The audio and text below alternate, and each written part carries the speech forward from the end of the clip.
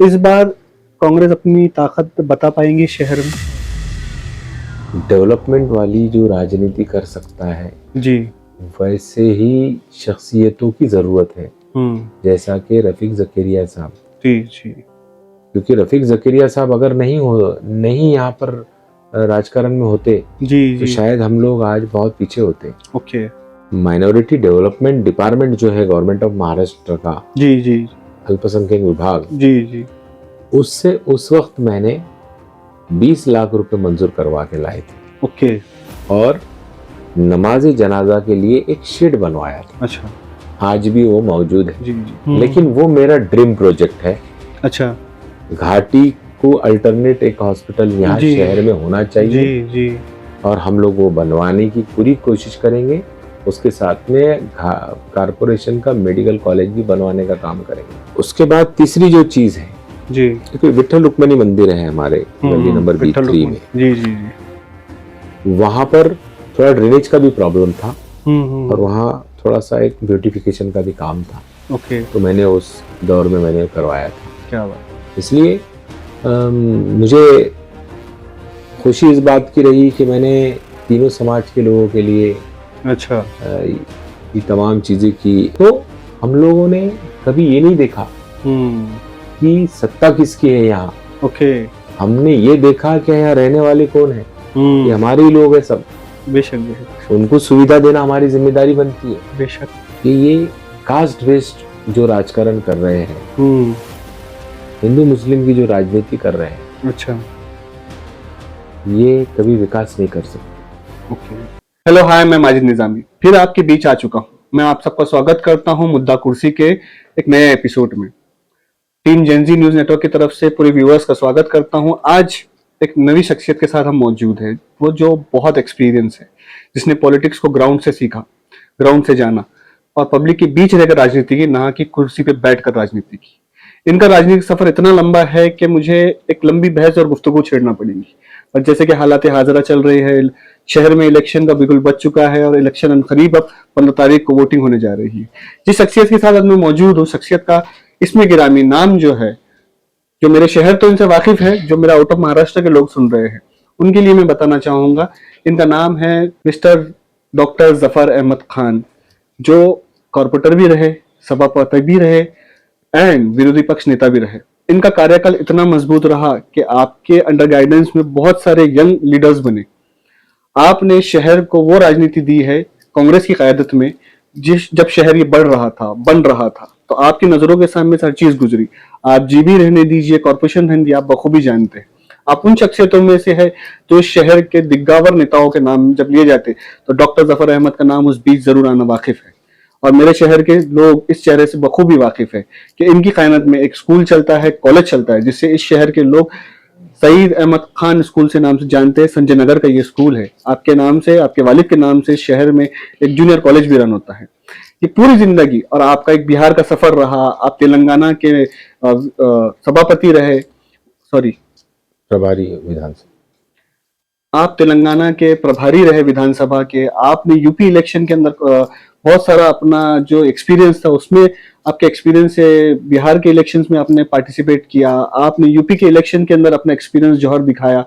आज हम मौजूद हैं उसी घर के अंदर जहां से इस पॉलिटिकल की इनकी जर्नी शुरुआत हुई। तो आइए चलते हैं, सर से मुखातिब होते हैं और ये गुफ्तगू का आगाज करते हैं। सर खैरियत से होंगे आप? अल्हम्दुलिल्लाह।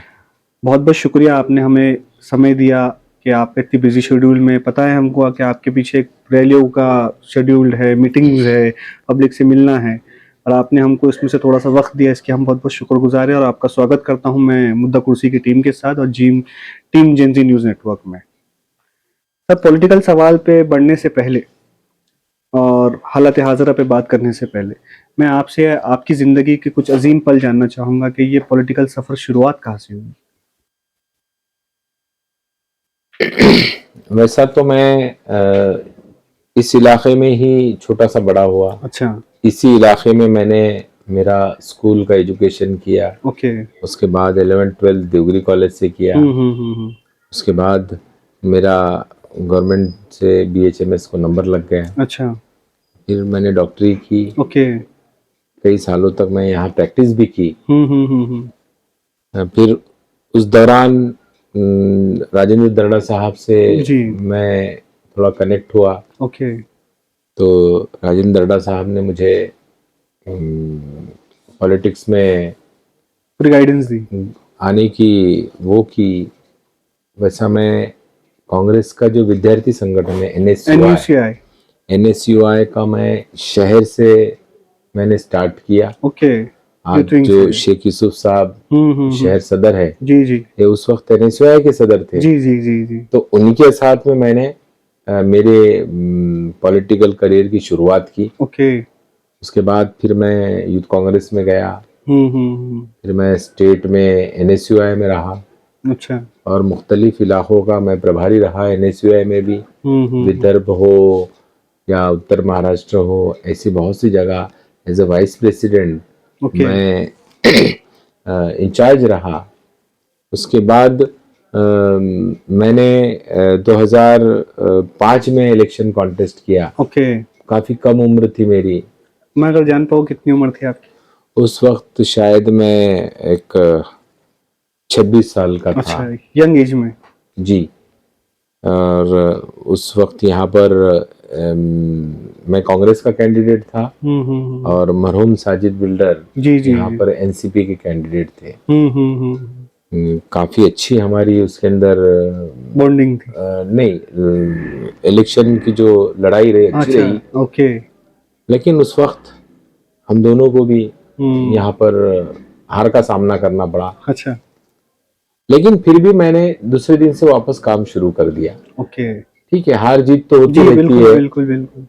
क्योंकि जो फैसले होते हैं आसमानी फैसले होते हैं। Yes yes.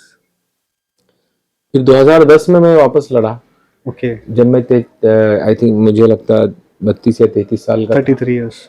उस वक्त मेरा जो सामना रहा शिवसेना के यहाँ के कारपोरेटर थे, सभागृह नेता थे। तो 1250 के आसपास की मेरी लीड रही है उस वक्त। अच्छा। उस वक्त मुझे औरंगाबाद मेरे संजय नगर वार्ड के उस वक्त ये वार्ड का 54 नंबर का वार्ड 54 नंबर पुराना जब नंबर मैं जब था। जी जी जी। तो उसमें तमाम समाज के लोगों ने मुझे वोट दिया। क्या बात। क्योंकि संजय नगर के अंदर मुझे जी। कोई भी पराया नहीं समझता, फिर हिंदू हो, मुस्लिम हो या दलित हो या सिख हो। ओके। सब मुझे अपने घर का मेंबर समझते। क्या बात है। तो उस वक्त मुझे 1250 की लीड ये लोगों ने दी, सबने मिलकर, हिंदू मुस्लिम मतलब आप सिख पूरे समाज को लेकर दलित। चलते थे साथ में। हाँ। तो इसकी वजह क्या थी? लोग जो आपसे इतनी मोहब्बत करते, आप कह रहे हो कि मेरे को पूरा समाज सपोर्ट करता था, उस वक्त सपोर्ट किया था। उसकी वजह सबसे बड़ी ये है कि मैं जिस मेरी फैमिली से बिलोंग करता हूँ, जी जी। हमारी फैमिली में तमाम जितने भी हम लोग हैं, हम लोगों के पास तमाम ऐसी कोई चीजें नहीं है जिसकी वजह से लोग हमसे दूर रहे। ओके। मेरे मरहूम वालिद जी जी। इस संजय नगर में जब तक हयात रहे, तो हर एक मजहब के जो लोग हैं उनके हर फंक्शंस में, फिर वो उनके शादी हो, ब्याह हो या कोई उनके घर में कोई हादिसात हो, तो सबसे आगे पेश रहने का काम मेरे मरहूम वालिद का रहा। ओके। जिसका नाम सईद अहमद खान। जी जी, जिसके नाम पे ये स्कूल है। हाँ। तो ये तमाम उन्हीं की दोस्तों ने हम लोगों को कहा कि नहीं, आपको हमारे जो दोस्त थे सईद भाई बोलते थे, जी जी जी, उनके नाम पर आपको यहाँ कुछ ना कुछ चालू करना पड़ेगा। अच्छा। तो उसमें डॉक्टर वानी साहब है, डीडी गिरी साहब है, जी जी, रजाक भाई है, अयूब खान साहब है, अहमद साहब है, ऐसे बहुत क्लोज लोग जो वालिद साहब के साथ उस वक्त रहते थे, उन लोगों के वजह से हमने ये चीज़ चालू की। और वो आज स्कूल जो है, स्कूल जूनियर कॉलेज, ये इतना बड़ा हो चुका है कि वो लोग भी बहुत खुश होते हैं उसके अंदर ये सब चीज़ देखकर। मतलब आपने एक एजुकेशन का इदारा यहाँ पर खोल दिया। हमारे मरहूम वालिद साहब की भी ख्वाहिश थी कि इस इलाके का अगर हमको क्राइम खत्म करना है ओके। तो एजुकेशन की कुछ ना कुछ बुनियाद हमको डालना पड़ेगी। बेशक बेशक। तो उस हिसाब से हम लोगों ने ये काम किया उनके इंतकाल के बाद। अच्छा, क्योंकि जैसा कि आप एक एजुकेटेड फैमिली से आते हैं, आप खुद डॉक्टर हैं, आप एजुकेशन का महत्व समझते हैं। एक कॉर्पोरेटर इस दौर में कैसा होना चाहिए? अगर मैं आपसे सवाल पूछूं कि आपका एक एक्सपीरियंस है और इस दौर के अंदर आप भी राजनीति देख रहे हैं, तो आप अगर एक एग्जाम्पल बताना चाहें कि कॉर्पोरेटर की जिम्मेदारी और कॉर्पोरेटर कैसा रहना चाहिए? कारपोरेटर जो होता है वो उस इलाके का रहबर बोलो, रहनुमा बोलो, या एक तरीके से वो उस इलाके का पालक होता है, गार्डियन होता है। ओके। उसकी जिम्मेदारी बनती है ना कि सिर्फ रोड, ड्रेनेज, लाइट, इसके साथ साथ इस इलाके के अंदर का क्राइम खत्म होना चाहिए, लोग नशे से दूर होने चाहिए, उसने नशा मुक्ति मुहिम चलाना चाहिए, और कैसा आला से आला तालीम यहाँ के बच्चों को वो दिलवा सकता है, उस पर उसका फोकस होना चाहिए। क्योंकि एजुकेशन एक, जैसा कि माना गया कि माइनॉरिटीज के अंदर एजुकेशन बहुत कम है। अगर मैं आपसे पूछूं कि जैसे कि आप 10 साल के बाद इलेक्शन हो रहे हैं, इस बार आपने एक स्कूल यहाँ पर तामीर करे हुए हैं जो आपके वालिद साहब के याद में है, एक जूनियर कॉलेज है, आप आवाम से भी क्या बोलना चाहेंगे और आपका एजुकेशन को लेकर विजन क्या है? मैं तो ये आवाम से कहना चाहूंगा कि ज्यादा से ज्यादा एजुकेशन आप अपने बच्चों को दिलवाओ, आला से आला जी। क्योंकि एजुकेशन आप अगर दिलवाएंगे तो वो बच्चा एक तो अच्छी से अच्छी नौकरी कर पाएगा, नहीं तो एक उसका जहन जो है वो एक अच्छा रहेगा, उसकी सोच अच्छी रहेगी। जी जी जी। उसका जो रास्ता है क्राइम और नशे से दूर हटेगा, दूर जाएगा। तो एजुकेशन, फिर वो टेक्निकल एजुकेशन हो या उसके अलावा वाला जो भी एजुकेशन है, जिसको बोलेंगे हम डॉक्टर, इंजीनियर या और जो भी प्रोफेशनल दीगर प्रोफेशन है, ये तमाम एजुकेशन करने के बाद में वो एक अपनी फैमिली भी अच्छी रन कर सकता है। जी बिल्कुल। उसकी सोचने की जो सलाहियत है वो बेहतर हो जाती है, लेकिन उसमें एजुकेशन लेना चाहिए। तो हमारी ज्यादा इस इलाके के लोगों से वो रिक्वेस्ट ये भी रहेंगी कि मैं तो ये सब चीज करने के लिए तैयार हूं, ओके, और मैं खुद करते रहता हूं, लेकिन उनका भी इंटरेस्ट इसमें होना चाहिए। जी जी, जरूरी है, दो तरफा मोहब्बत जरूरी है। सर आगे बढ़ते हैं कि जैसे कि इस बार प्रभाग सिस्टम हो गया है शहर में, वार्ड सिस्टम तो नहीं रहा, प्रभाग काफी बड़ा है। तो अगर मैं आपसे जानना चाहूँ कि ये प्रभाग स्टार्ट कहाँ से हो रहा है और खत्म कहाँ हो रहा है? ये प्रभाग जो सिस्टम है जी, ये औरंगाबाद के लिए पहली बार हुआ जी है। बिल्कुल पहली बार, और कंफ्यूजन भी बहुत है वोटिंग को लेकर। फिर भी हम लोग कोशिश कर रहे हैं जी जी भाई इसको सब। ये जो इंटरनेशनल हॉस्पिटल है एमजीएम के सामने, जी जी, वहां से लेकर इंदिरा नगर जो है वहां पर एक रिलायबल फर्नीचर डोर की जी जी जी वो है, शॉप है, वहां तक है। और इंटरनेशनल हॉस्पिटल से लेके एपेक्स हॉस्पिटल के बाजू से ये पूरा जाता हुआ सीधा जा रहा है नवाबपुरे के पास में हमीदिया दरगाह है। जी जी, वहां से ये निकलकर सीधा वो जो पतंग की दुकानें हैं, जी जी, पतंग की जो पुरानी दुकानें रही हैं, और ये बसरा होटल, जी बसरा या बुशरा, कुछ बसरा ही होटल है ना, जी जी, वहां से हिंदी भवन से डॉक्टर शमीम साहब के दवाखाने के आगे से टर्न मारते हुए सीधा चंपा चौक, और चंपा चौक से फिर ऊपर जाकर जिंसी चौक, और जिंसी से फिर वापस सीधा जाकर रिलायबल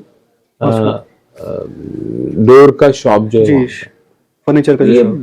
बहुत बड़ा प्रभाग बन गया है।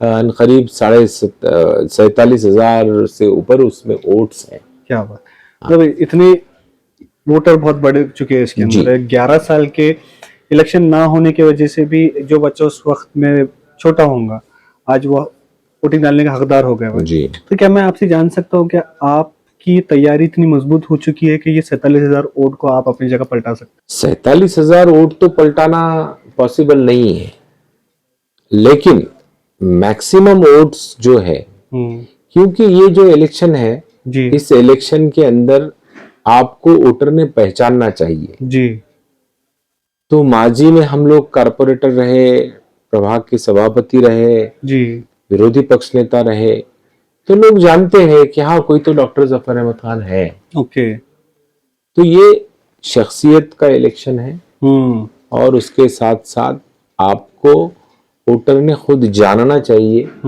तो इसलिए इस प्रभाग के अंदर तकरीबन जगह तो लोग पहचानते हैं मुझे, इसलिए मैक्सिमम वोट्स हम लोग लेंगे इस पैनल के अंदर। इस ये पैनल आपको इतना बिलीव है कि आपका ये पैनल इतनी मजबूती से खरा उतरेंगे जनता की उम्मीदों पे? बिल्कुल, ये पैनल जो है बिल्कुल खरा उतरेगा ही। 2 एक्सपीरियंस्ड कारपोरेटर हैं, जी। एक मैं खुद हूँ ओके। रहा हुआ जी जी माजी में, और मेरे साथ में हबीब कुरैशी साहब, जी वो खुद रहे, उनकी अहलिया भी रही। जी। तो ये 2 लोग हम एक्सपीरियंस्ड हैं, इसलिए, और हमने काम किया हुआ है। जी हमको काम बताने की जरूरत नहीं है, लोग ही खुद बताते हैं हमको कि आपने ये चीज की थी, आपने वो चीज की थी, आप हम जब ये काम के लिए आए तो आपने करवा दिया था। तो हम लोगों को इतनी क्या बोलना चाहिए इसको, कि गारंटी बोलना चाहिए जी जी कि हम लोग आसानी से यहाँ पर इस पैनल को जीत हासिल करेंगे। बिल्कुल निकाल लेंगे। अभी एक खुशी की लहर दौड़ी 14 नंबर प्रभाग में कि एक आपका कैंडिडेट कांग्रेस का बिन विरोध जीत के आ गए। नहीं, बिन विरोध नहीं बोलेंगे उसको हम, अच्छा। क्योंकि एक कैंडिडेट उसमें रह चुका है। अच्छा। हाँ, एक कैंडिडेट विड्रॉ हो गए। ओके। और बहुत से कोई लोग विड्रॉ हुए उसके अंदर, लेकिन वो जीतने में ही जमा है। अच्छा, जीतने में जमा रहेंगे। जी, हम तो आज इसको जीता हुआ ही कैंडिडेट समझ जी रहे जी हैं। जी मल्लिका बेगम हबीब कुरैशी जो है, जी जी जी। महिला तो ओबीसी, जब जैसे वो डिक्लेरेशन हुआ इन द मिडल, तो बहुत सारी खुशी की लहर दौड़ी। जी लोगों ने कहा कि कांग्रेस की एक लहर नजर आ रही है। जी, इस बार कांग्रेस अपनी ताकत बता पाएंगी शहर में?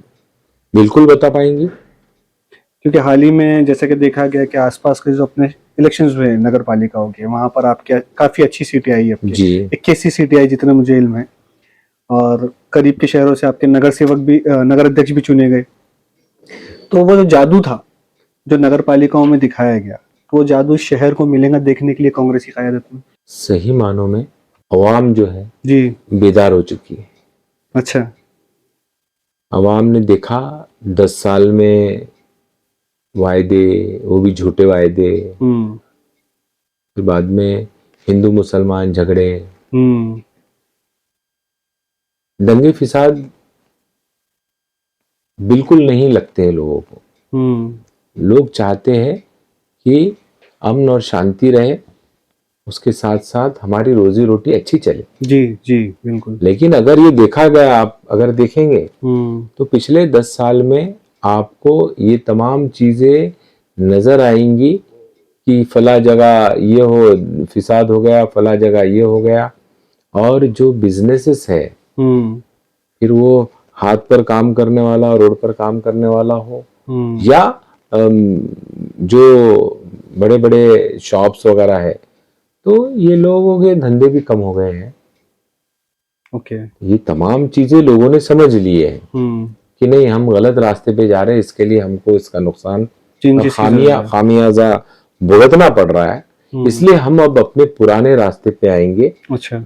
तो वो पुराना रास्ता है कांग्रेस का। ओके। क्योंकि कांग्रेस ही एक ऐसी पार्टी है जो आम लोगों के साथ है, ओके। गरीबों के साथ है, इसके लिए काँग्रेसचा हात आम लोकांच्या साथ, आम गरीबों के साथ है कांग्रेस। ओके। तो इसलिए लोग वापस कांग्रेस की तरफ आ रहे हैं और उसके वजह से तमाम ये जो चेंजेस दिख रहे हैं आपको, तो ये उसी की बदौलत है, क्योंकि अवाम जब हमारे साथ है तो हमको कोई देखने की जरूरत ही नहीं है। हम भी उम्मीद करते हैं कि जिस तरह आप एक सोच है, विचार है कि जनता आपको कांग्रेस को पसंद कर रही है, तो आपको भारी अक्सरियत मिले। इससे एक आने वाला सवाल मेरा बनता है कि जैसा कि आप पैनल को बहुत अच्छे से समझते हैं, प्रभाग को बहुत अच्छे से समझते हैं, आपको क्या लगता है कि अभी ये प्रभाग में सबसे बड़े इश्यूज क्या हैं? इस प्रभाग में सबसे बड़े इशू अगर देखे जाएंगे तो पानी का सबसे बड़ा प्रॉब्लम है। जी, ये तो पूरे शहर में इशू चल रहा है पानी का। हाँ, तो शहर में कई जगह 8 दिन में आता होगा, तो हमारे इस पूरे प्रभाग में कभी 12 दिन में पानी, कभी कभी तो 14-14, 15-15 दिन होते हैं। जी बिल्कुल। कभी 10 दिन होते हैं। तो ये सबसे बड़ा और मेजर प्रॉब्लम है, और उसकी कोई टाइम टेबल नहीं है। जी बिल्कुल। उसके इंतजार में लोगों को घर में रहना पड़ता है। अगर किसी के यहाँ शादी में जाना है तो पहले पानी आया तो जाते हैं लोग। अच्छा। नहीं तो वो बेचारे जाने के लिए आगे पीछे सोचना पड़ता है उनको। पानी का इश्यू सबसे बड़ा, जैसे अगर हम चले जाएंगे और पानी आ जाएगा तो मुझे फोन करके पूछते कि भाई पानी कब आने वाला है, क्योंकि हमको फंक्शन में जाना है। इंफॉर्मेशन लेता हूँ, शादी की भी जरूरी है पानी, उसके बाद फिर वो लोग जाते हैं। जी जी। तो ये हालात पैदा हुए हैं। उसके बाद दूसरा जो प्रॉब्लम है कचरे का है। जी जी। कचरा तो हमने ये कारपोरेशन ने कॉन्ट्रैक्ट बेस पे कॉन्ट्रैक्टर को दिया हुआ है, तो वहां से तो गाड़ियां बहुत सारी फिरती है कचरे की। गाड़ियां फिरना अलग बात होती है। अच्छा। लेकिन वो कलेक्ट कौन करना? प्राइवेट ही लेबर है।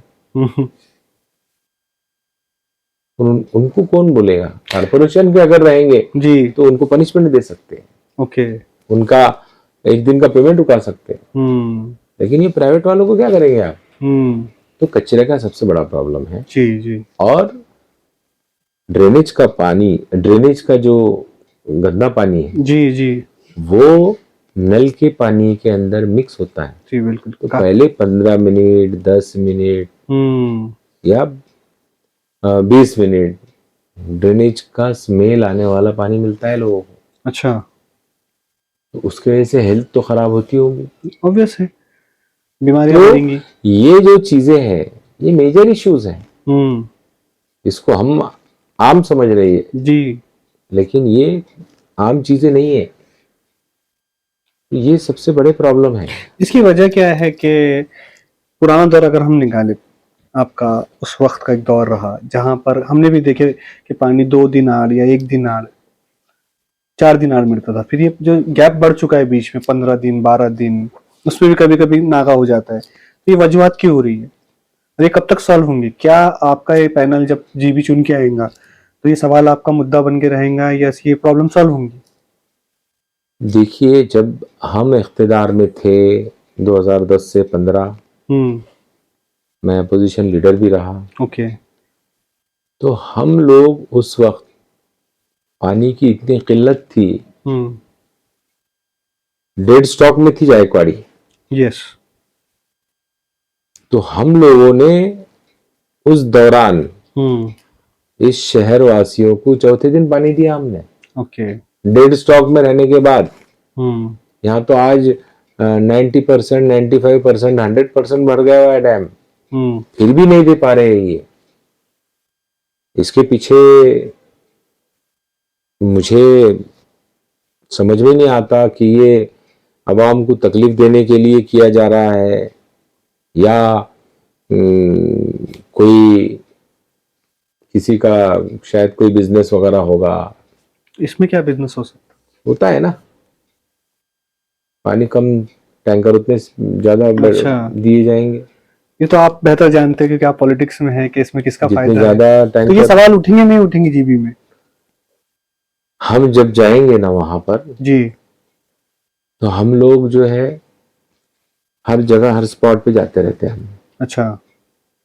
फिर वो फारोड़े में क्या हो रहा है, जायकवाड़ी में क्या हो रहा है, या फिर यहाँ पर कांटे पे क्या गड़बड़ है, अच्छा। ये तमाम चीजें हम खुद जाकर देखते हैं वहां पर। ओके। हम घर में बैठते ही नहीं, हम्म। और हम लोग रास्ते पे रहते हैं, अच्छा, और आसानी से मिलने वाले लोग होते हैं हम लोगों को। मतलब आप 24 आवर्स अवेलेबल रह सकते हैं? हाँ बिल्कुल बिल्कुल, मैं रहा हुआ हूँ। मतलब अगर आपको आपके प्रभाग से कोई बच्चा या कोई माँ कॉल करने लगा तो क्या ये वो चीज जिंदा रहेंगी या फिर जीते बाद खत्म हो जाएंगी? हमेशा रहती है मेरी। अच्छा। मैं विरोधी पक्ष नेता भी रहा, जी जी। तो मैंने कभी कोई स्टेटस वगैरह नहीं किया मेरा मेंटेन। ओके। मैं आम ही रहा, क्या और बात, आम रहने में मुझे अच्छा लगता है, क्या बात। क्योंकि मैं जिसको आइडियल मानता हूँ जी वो आका सलातो तस्लीम जी जी, सल्लल्लाहु अलैहि मोहम्मद रसूलुल्लाह सल्लल्लाहु अलैहि सल्लल्लाहु अलैहि वसल्लम। वसल्लम। उन्होंने सादगी जी बेशक बेशक। को सबसे ज्यादा तरजीह दी, जी वो हमारे आइडियल है। जी, बिल्कुल बिल्कुल।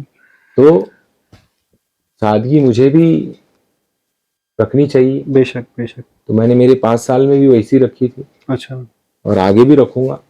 ये भी आगे मतलब मेंटेन रहेंगी हर चीज। बिल्कुल। अगर जैसे कि आपने आइडल का जिक्र करा कि ये तो सरकार द्वारा हर मोमिन के आइडल होना चाहिए, और है भी, बेशक हक है। पॉलिटिकल पर्सनैलिटीज में से अगर मैं आपका आइडल पूछूं तो फिर वो कौन है जिसको आप बड़ा एडमायर करते थे आपकी यंग होने के दौर पे भी, और आज भी आप उनको याद भी करते हैं और उनकी आइडलशिप आपको बड़ी पसंद आती है? हमारे राजेंद्र दर्डा साहब, अच्छा। उन्होंने ये तमाम चीजें हम लोगों को सिखाई, अच्छा। या हम देखकर सीखे उनसे। ओके, तो उनका गाइडेंस हमेशा रहा आपके साथ? बिल्कुल, आज भी। आज भी है? जी। आप जब पॉलिटिकल इश्यूज पे बात करने से पहले या आवाज उठाने से पहले जो डिस्कशन करते हैं, तो उसके अंदर डॉक्टर राजेंद्र प्रसाद डड्डा आपके, नहीं, राजेंद्र दर्डा प्रसाद दर्डा। सॉरी वो अलग चले गया, राजेंद्र डड्डा जी कितनी उसके अंदर आपकी हेल्प करते हैं? नहीं, मुझे कहीं कोई शहर के डेवलपमेंट के इशू में अगर कोई दिक्कत आती है, जी। तो मैं सर से बात कर लेता हूँ ओके। कि मुझे इसके अंदर आप मार्गदर्शन कीजिए, अच्छा। बताइए, तो वो मुझे बिल्कुल बताते हैं। सर, डेवलपमेंट से मेरे जहन में एक सवाल आया है कि कहीं ना कहीं ओल्ड सिटी और न्यू सिटी के बीच में डेवलपमेंट का ब्रिज टूटा पड़ा है, इसकी वजह क्या है? कैसा लीडर वैसा विजनरी चाहिए। ओके। उसका विजन ऐसा होना चाहिए कि आने वाले 20 साल में इस शहर की क्या जरूरत रहेंगी, अच्छा। उसने आज से प्लान करना चाहिए। ओके। नहीं तो सिर्फ क्या है, बस बन गए, बस घूम रहे हैं कि मैं नगर सेवक हूँ ओके। या मैं अपोजिशन लीडर हूँ। ये चीज नहीं होनी चाहिए। डेवलपमेंट के बारे में सोचना चाहिए। जितना ज्यादा डेवलपमेंट मैं कर सकूंगा, उतना ज्यादा रोजगार पैदा होगा। जी बिल्कुल। उतनी ज्यादा एजुकेशन लोग लेना चालू करेंगे। जी जी। अभी इस शहर को, जैसे कि एक वास्ट एक्सपीरियंस आपके पीछे चल रहा है, साथ में साथ आप दिग्गज दिग्गज नेताओं के साथ काम किए, मीटिंग्स अटेंड हुई होंगी, बहुत सारी बातें होंगी। इस शहर को अभी किस राजनीति की जरूरत है? इस शहर को डेवलपमेंट वाली जो राजनीति कर सकता है, जी। वैसे ही शख्सियतों की जरूरत है, जैसा कि रफीक जकेरिया साहब। जी जी। वो भी मेरे आदर्श हैं। जी सॉरी, जी मैं बोलना भूल गया। जी, क्योंकि उतना डॉक्टर रफीक जकेरिया साहब, बेशक। राजेंद्र दर्डा जी। क्योंकि रफीक जकेरिया साहब अगर नहीं यहाँ पर राजकारण में होते, जी तो जी। शायद हम लोग आज बहुत पीछे होते। ओके। उन्हीं की देन है, ये जायकवाड़ी से पानी शहर को मिल रहा है। जी उन्हीं की देन है, ये बालूज MIDC है। जी जी। सिडको उन्हीं की वजह से है। एक विजनरी। वो भी मेरे आइडियल है। सॉरी, मेरे क्या बोलेंगे उसको, उनको पॉलिटिकल आइडियल बोलूंगा मैं। बेशक बेशक। बिल्कुल, तो रफीक वो जकेरिया उनका साहब। एक विजन था फ्यूचर इस शहर का लिए, कि आपने जो हर एक शहर का बच्चा जानता है उस वैसी लीडरशिप अब खड़ी होनी जी चाहिए। बेशक बेशक, इस शहर में तो होनी चाहिए। ना कि हिंदू मुस्लिम यस। दलित सिख ईसाई इनमें डिवाइडेशन करो और अपना पॉलिटिक्स करो। जी जी। ऐसी राजनीति नहीं होनी चाहिए अब। हम्म। ये शहर को तकरीबन 20-25 साल, मुझे ऐसा लगता है 15-20 साल में बहुत पीछे लेके चलेंगे। जी जी। कुछ हालात ऐसे शहर में हुए जहां पर जो एक राजनीति का टर्नओवर हो गया, अब वो कहीं ना कहीं शहर का डेवलपमेंट में उसका असर दिखा, विजन में असर दिखे। क्या इस बार जैसे कि कांग्रेस पार्टी के जो प्रेसिडेंट है राहुल गांधी जी, उनका युद्ध को लेकर बहुत सारा बड़ा विजन है, तो क्या वो जो क़यादत ऊपर से कर रहे हैं, डॉक्टर जफर साहब भी वही विजन के साथ युद्ध को सपोर्ट करेंगे? बिल्कुल।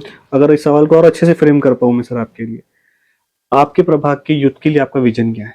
मेरे प्रभाग के जो यूथ्स हैं जी उन लोगों ने तालीम के ऊपर हम्म ज्यादा ध्यान देना चाहिए। जी जी उसमें अगर मेरी जरूरत कहीं पर भी है तो मैं तो हमेशा तैयार रहूंगा। ओके तालीम के बाद में हम्म ऐसे स्किल कोर्सेस होते हैं, जी जी जिसको टेक्निकल टेक्निकल कोर्सेस कोर्सेज बोलेंगे, है उन कोर्सेस की तरफ ज्यादा रुख करना चाहिए। ओके क्योंकि जमाना अभी ऐसा है कि हम्म आपकी क्वालिटी दिखाओ और आप जी इनकम सोर्स जनरेट कर सकते अच्छी इनकम जनरेट कर हैं। सकते जी जी सर, आपका एक प्रभाग इतना बड़ा है, अब इसके अंदर बहुत एजुकेटेड बच्चियां हैं, कुछ लोग पढ़ना चाहते हैं हायर स्टडीज के लिए, कहीं ना कहीं इनकी माशियात कमजोर है। जैसे कि आप भी जानते हैं कि हमारे शहर की बच्चियों का नाम बहुत मशहूर हो रहा है एजुकेशन को रिलेटेड, डॉक्टर्स बन रही है, इंजीनियर्स बन रही है, आईएएस ऑफिसर्स बन रही है। इन सबको मद्देनजर रखते हुए आपको अपने प्रभाग में क्या विजन नजर आता है कि इनके लिए आप कौन सी राह मुहैया करने वाले हैं कि जहां से उनको सपोर्ट मिल सके, इनके एजुकेशन में सहारा बन सके? तो क्या आपका पैनल इनके लिए सोच रहा है कुछ?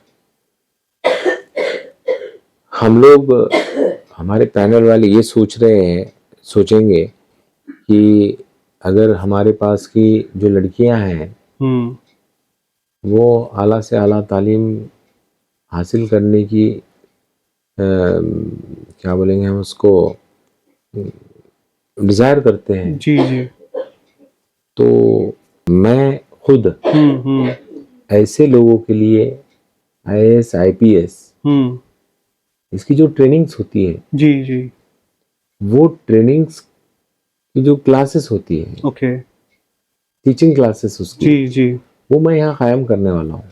अच्छा और मैं आपको दिखा दूंगा हम्म कि आने वाले वक्त में आपको आईएएस आईपीएस डिप्टी कलेक्टर तहसीलदार इस इलाके से बने हुए नजर आएंगे। ये आपकी उम्मीद है प्रभाग से? बिल्कुल।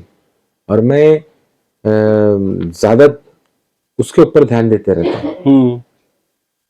एजुकेशन के ऊपर, बिल्कुल, क्योंकि मेरी हॉबी है वो। अच्छा जी ये बिल्कुल, मेरी हॉबी है। क्योंकि आप एक एजुकेटेड बैकग्राउंड से आते हैं, जी। प्रोफेशनली आप डॉक्टर्स हैं, आपको तो सामने दिखता है हर चीज की, किसको एजुकेशन की आज क्या जरूरत है, हमारी माइनॉरिटीज को क्या जरूरत है एजुकेशन की।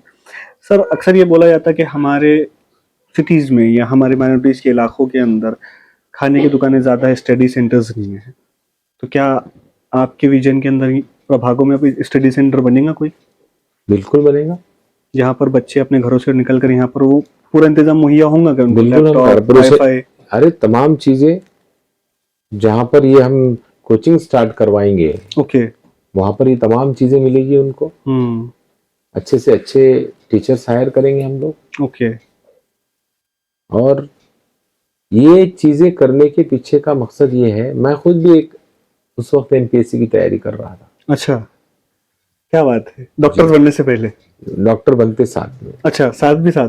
क्योंकि मेरे कुछ लोग जो है दोस्त, जी जी आज एक असिस्टेंट कमिश्नर जीएसटी है, माशाल्लाह, तुकाराम मुंडे, जो जी जी जी, वो मेरे क्लासमेट है। क्या बात है, मेरा एक दोस्त है, वो अभी नायब तहसीलदार घेवराई है, माशाल्लाह, मेरा क्या बड़ी बात, क्लासमेट है। क्या अच्छी बात है, मेरी एक जूनियर है, डिप्टी कलेक्टर रही यहाँ।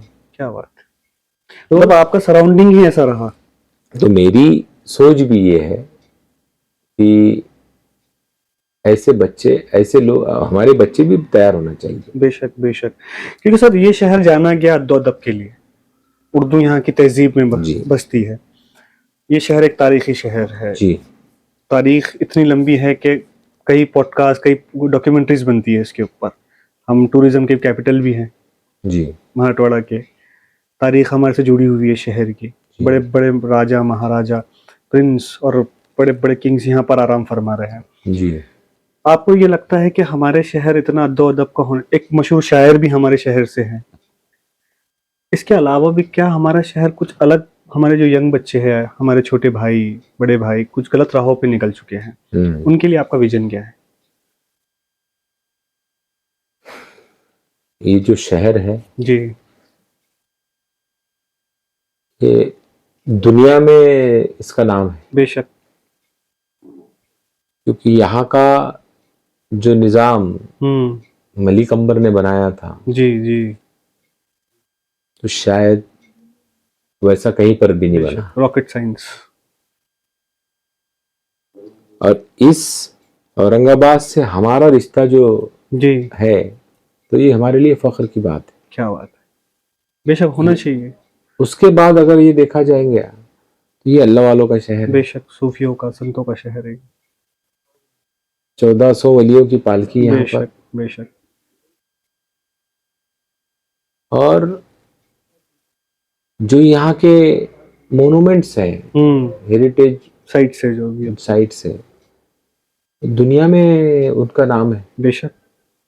अजंता है, एलोरा है, अजंता है, पूरी एलोरा है, दुनिया से- बीबी का मकबरा है, पंचक्की पंचक्की है। है। पूरे वर्ल्ड से लोग घूमने आते हैं। यस, इस शहर में अगर हम रह रहे हैं तो हमने भी उसी तरीके से रहना चाहिए। क्या बात। हमारे नौजवानों का भी नाम वैसा ही होना चाहिए। इसलिए उन नौजवानों को सबसे पहले ये जो चल रहा है आजकल नशा वगैरह, ये सब चीजें, इससे दूर हो जाना चाहिए। ओके, बेशक सही बात है। नशा मुक्ति मुहिम इंशाल्लाह हम लोग और चलाएंगे। अच्छा। और उन बच्चों को वापस से कहीं रोजगार खड़ा करवाने का काम करेंगे हम। क्या बात। क्योंकि एजुकेशन की कमी, माली हालत खराब, और उसके बाद अदब और एहतराम अपने वालिद वालदा का जी, जी। नहीं होने की बदौलत ये सब चीजें आपको दिख रही है। क्या सब बेरोजगारी भी इसकी एक वजह हो सकती है? मैंने तो बोला आपको। इसके लिए आप क्या करेंगे यहाँ के प्रभाग के बेरोजगार बच्चों के लिए? प्रभाग के बेरोजगार जो बच्चे हैं, इन बच्चों को स्किल्ड कोर्सेज करवाएंगे। ओके। स्किल्ड कोर्सेज करवाने के बाद, जिसको हम टेक्निकल कोर्सेज बोलेंगे, उनको यहाँ पर जो भी कंपनीज आ रही है या आ चुकी है, ऐसे कंपनीज में उनको काम करने का हम तो क्या उनको एक मौका दिलवाएंगे। यहाँ पर कोई ऐसा सिस्टम बैठेगा जहाँ पर आप बेरोजगार आपके पास आके आपका कोई ऑफिस बनेगा जहाँ पर ये लोग आके आपसे कनेक्ट हो सकते हैं, अपने फॉर्म सबमिट कर सकते हैं? नहीं, वैसा गवर्नमेंट का भी एक इसका एक डिपार्टमेंट है। ओके, अगर आप बताना चाहें। ये जो ITI है जी, ITI में एक लोक सेवा केंद्र होता है। ओके। शायद लोगों को शायद जी, जी, मालूम पता नहीं है, होगा। पता है। पता भी हूँ ना, नहीं भी पता हूँ यंगस्टर्स को। तो ये लोक सेवा केंद्र में आपको वहाँ आपका नाम दर्ज करवाना है। और हमने क्या कौन से चीज में हम महारत रखते हैं काम में, वो वहां पर दिखा देनी है आपको। भाई ITI से हमने ये चीज की है। अच्छा। तो जहां जब भी जरूरत पड़ती जाएगी वो आपको कॉल करेंगे। ओके। उसी की तर्ज पे हम लोग एक काम करने वाले हैं। अच्छा। हमारे जो इलाका है, इस इलाके के अंदर जो हुनरमंद बच्चे हैं, ओके, फिर वो मिस्त्री होने दो, या फिर वो इलेक्ट्रिशियन होने दो, ओके, या कोई टाइल्स का अच्छा काम करने वाला होने दो, या POP का काम करने वाला होने दो, इन तमाम लोगों के रजिस्ट्रेशन करवाएंगे। एक ऐप है उसका भी, ओके, हर वार्ड वाइज वो काम चालू है, एक NGO का। तो वो इलेक्शन जीतने के बाद में यहाँ पर मैं वो करवाने वाला हूँ। ओके। ताकि वो ऐप के जरिए लोग आपका नाम, नंबर, आप तमाम चीजें उसमें आ जाएगी। जिसको भी जरूरत रहेगी जी, वो आपको चेक कर लेगा और आपका इमीडिएट आपको कॉल करेगा। मतलब एक सोल्यूशन निकल के आ जाएगा बच्चों के पास। तो हर काम करने वाला एक ऐप के अंदर आ जाएगा। ऑर्गेनाइजिंग वे में करेंगे यहाँ पे। तो ये चीज हम करवाएंगे ओके। ताकि आसानी से लोगों को रोजगार मिल जाए। जरूरी है, पर मैं जहाँ तक समझता हूँ शहर को अभी रोजगारी की बहुत जरूरत है। कहीं ना कहीं बेरोजगारी की वजह से भी कई बच्चे डिप्रेशन में के शिकार हो रहे हैं। सर, अगर मैं जितना है उससे एक सवाल मेरे जहन में, क्या ये वजन पब्लिक आपको पसंद करती है, आपके लोग, जनता आपको पसंद करती है, ये कौम आपको पसंद करती है, आपको कौन सा आपका एक काम जो लगता है कि जो आपके हाथों से हुआ और आपको उसकी खुशी है? मैं जब यहाँ पर कारपोरेटर रहा जी तो उस वक्त मैंने, जो हमारा गंजेशेदा कब्रिस्तान है, जी। उसका एक पहले बाउंड्री तो बन चुकी हुई थी, ओके। लेकिन वो हाइट कम थी। हम्म।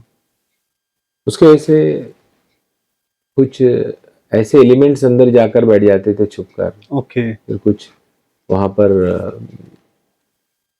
नशा वगैरह ऐसी चीजें हो जाती थी। अच्छा, कब्रिस्तान के अंदर। तो मैंने ये देखा, जी। बोला इसका एक ही सोल्यूशन है, इनको रोकने से बेहतर हम लोगों ने कोई इसकी हाइट बढ़वा देना पड़ेगी ताकि ये उसमें नहीं जा पाए, अंदर ना जा पाए कोई। तो मैंने मेरे उस दौर में मैंने हाइट्स बढ़वा दी थी पूरी। ओके। उसके बाद माइनॉरिटी डेवलपमेंट डिपार्टमेंट जो है गवर्नमेंट ऑफ महाराष्ट्र का, जी जी अल्पसंख्यक विभाग, जी जी। उससे उस वक्त मैंने 20 लाख रुपए मंजूर करवा के लाए थे। ओके। और नमाज जनाजा के लिए एक शेड बनवाया था। अच्छा।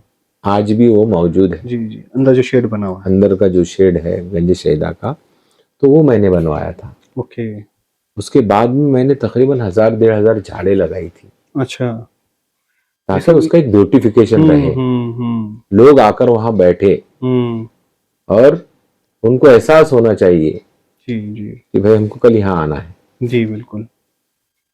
उसके बाद हमने अंदर रास्ते बनवाए, क्योंकि ये सब चीजें मुझे मालेगांव का कब्रिस्तान जब मैंने देखा, जी जी, मुझे लगा कि नहीं, यहाँ पर आकर हमने ये भी करना चाहिए। क्या बात है।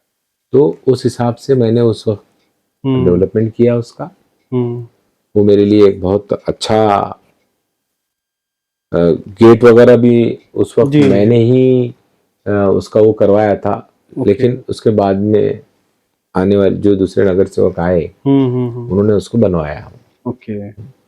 उसके बाद मैंने जो हमारे पास एक इलाका है, वहाँ बौद्ध कम्युनिटी के लोग रहते हैं। ओके। तो मैंने वहाँ पर, उनका ऑलरेडी एक बौद्ध विहार था वहाँ। अच्छा। तो उस बौद्ध विहार को मैंने गवर्नमेंट से फंड लाकर, ओके, दर्डा जी का निधि, विजय दर्डा जी का निधि, और उसके बाद में हमारे कारपोरेशन का निधि अच्छा लाकर उसको वहां बनाने का काम किया मैं। ओके। उसके बाद तीसरी जो चीज है जी, क्योंकि विठल रुक्मणी मंदिर है हमारे गली नंबर 23 में। जी जी जी। वहां पर थोड़ा ड्रेनेज का भी प्रॉब्लम था, और वहाँ थोड़ा सा एक ब्यूटिफिकेशन का भी काम था। ओके। तो मैंने उस दौर में मैंने करवाया था। क्या बात। इसलिए मुझे खुशी इस बात की रही कि मैंने तीनों समाज के लोगों के लिए अच्छा ये तमाम चीजें की। एक बौद्ध विहार यहाँ पर बनवाया गली नंबर C8 में। अच्छा। ऑलरेडी वहाँ पर वो था बना हुआ, छोटे वाला जो था। हाँ, लेकिन 3 शेड में था वो। ओके। तो महानगर पालिका से इसके पहले वाले जो नगर सेवक थे, जी जी, उन्होंने वो उसका फंड वगैरह वो किया था, लेकिन उसको आगे बढ़ाने का काम मैंने किया। और एक अच्छा मतलब आप सब समाज को लेकर चल रहे हैं जी। सर, एक इशू है, अगर आप इस पर रोशनी डालें कि एमएसपी के कुछ इलेक्ट्रिक बिल्स के रिगार्डिंग और मीटर के रिगार्डिंग आपने आवाज उठाई थी, तो क्या था पूरा विषय, मैं जानना चाहूंगा।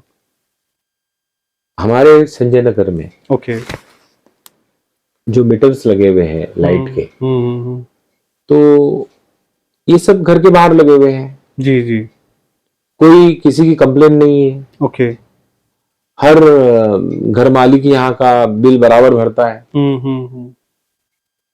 ये तमाम चीजें होने के बाद में फिर गवर्नमेंट ने एक नया कानून ले आई कि अब इसको इलेक्ट्रॉनिक मीटर बिठाने हैं, नए मीटर जो लग रहे हैं। हाँ, तो मेरे पास कुछ लोग आए हमारे इलाके के, मैंने बोला आपकी कोई कंप्लेन की हुई थी क्या उसको कि ये ऐसा? नहीं, बोले कुछ भी नहीं है, आके बोल रहे, बोले वो सब निकाल देना है। अच्छा। तो उस वक्त मैं खुद खड़ा रहा, हम्म।